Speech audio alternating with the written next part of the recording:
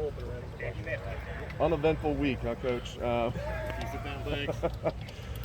What are your thoughts with camp opening tomorrow, just in general? Yeah, excited to get these guys back out in the field. You know, we certainly have a lot of young players who haven't played a lot of football. And, you know, they've had a really good 11 weeks leading up to tomorrow, and then we have some older guys that need to get game ready here in a hurry. So excited to get back on our routine and get back to work. Ryan, I don't think you can comment on what maybe happened the last couple of days yet, but if there was a conversation with the prospect to come in early, how do those things play out? I mean, first off, you know, there's a lot of hard work that's been put in over these last 11 weeks, and certainly I know there's been a lot of talk in the media, but this is about this team, you know, and this team has worked really, really hard this summer to create leadership and get ready to play in this first game. And so they're just excited to get back to work tomorrow, and I certainly know you got to ask those type of questions. But you know, we'll cross that bridge when we get there. But right now, the focus is on this team and practice number 1 tomorrow. Ryan, you sort of emphasized these quarterbacks not looking over their shoulder, going back to the spring, and then something like this kind of presents you some late. What are you and Corey doing to kind of make sure that happens? As opposed to just saying it, I think there's something else that goes on keeping that kind of focus. Yeah, I mean, when you think about it right now, it's a long journey all the way to January next year. And that's really the focus right now for these guys, is to realize that in order for us to go, you know, win championships and get to where we need to get to, that room has to be strong. They got to pull for each other. That's just the way it's going to go. And so they've all put themselves in great position. And, you know, really the way we look at it is this is practice number 16 starting tomorrow. You know, there's already been 15 practices leading up to now. And then they're going to continue to compete, which they've done. They've competed over the last 11 weeks. I'm really proud of where they're at physically. I'm proud of where they're at in terms of understanding the offense.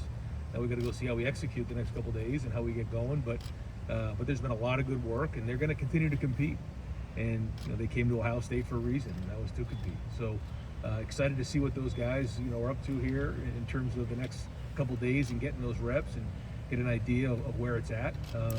And then we'll kind of get ourselves into camp and figure out where it goes from there. But we're going to need all of it.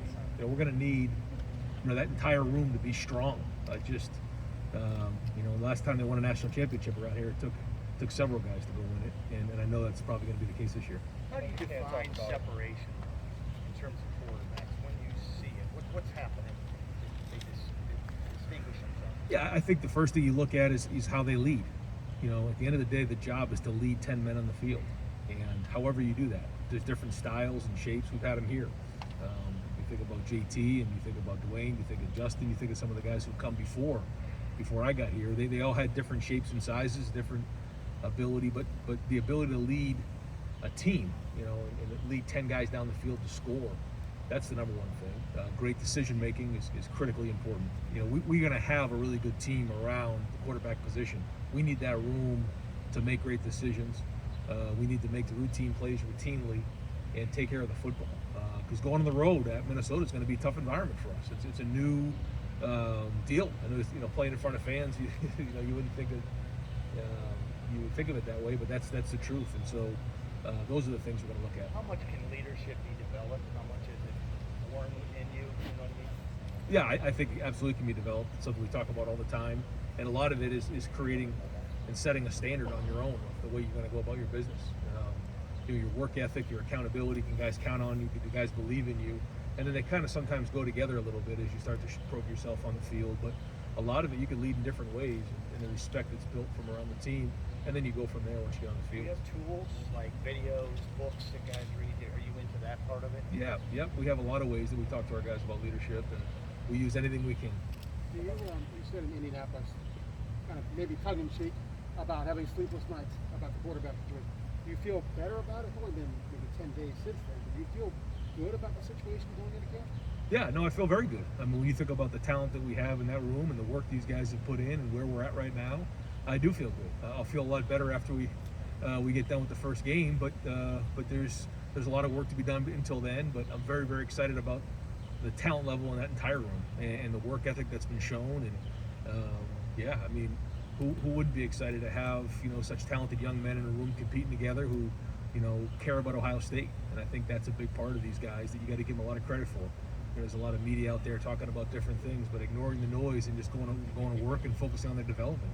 And that's not easy to do for an 18, 19, 20-year-old kid. And so very proud of their approach so far, and looking forward to working with them here as we head into the next couple of weeks. Right, a couple more questions. Are you concerned about where things are headed, just generally high school to come to pro football? I mean, just what's your take on that now? Because the latest development, which you're not really addressing, but is interesting. Yeah, because it could be a leak in the dam. Well, I think that the easy thing to do is to get super concerned and start to panic and throw your hands up and get frustrated, or you can embrace it. And we're going to embrace it. Well, obviously we have a lot to sell right now, and I think recruiting is going very, very well.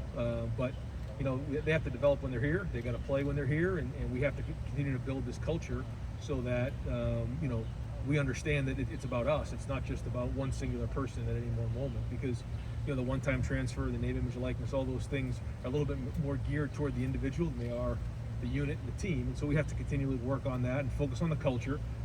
I've used that term before. It's like drive without any brakes, and that's okay. That's part of it.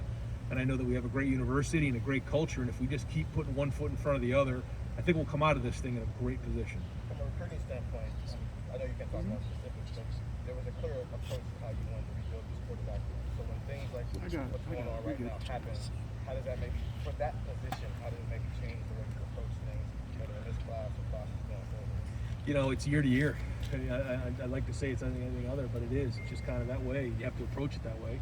You try to plan, and it doesn't always work that way. So, we'll continue to recruit guys in the next couple classes and figure out how it plays out, because you just don't know what's coming next. And I think that's some of the uncertainty that's going on in college football right now in general.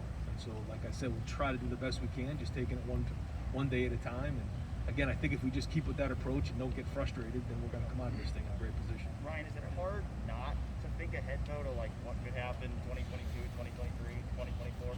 Yeah, sure, absolutely, because you don't know what that is, but and you certainly plan. You always have to plan for the future, but if you spend too much time focusing over here, you forget what's going on right here, and all of a sudden you have a mess on your hands. And so that is a challenge, though. There's no question about it. Great, Coach. Thank you so much. Thanks, guys.